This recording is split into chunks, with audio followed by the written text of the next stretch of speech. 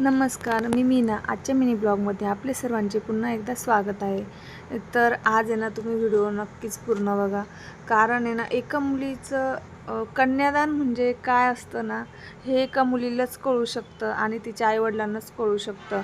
आणि ते मी तुम्हाला दिसणारे रिअल दिसणारे म्हणजे कसं आहे ना, मी आज मेकअपबद्दल तर काही बोलणार नाही.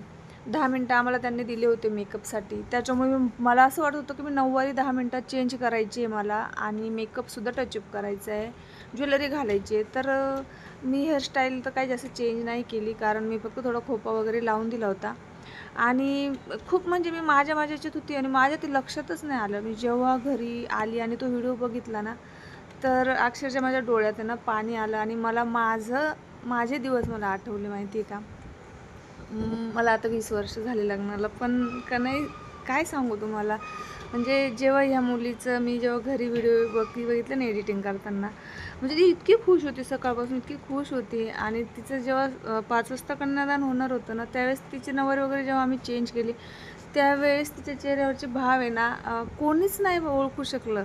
आणि ती म्हणजे तिच्या मनात किती गोष्टी काय काय चालू असेल, मनात जेवढा गोंधळ होता ना, तो साप मला नंतर व्हिडिओमध्ये दिसला.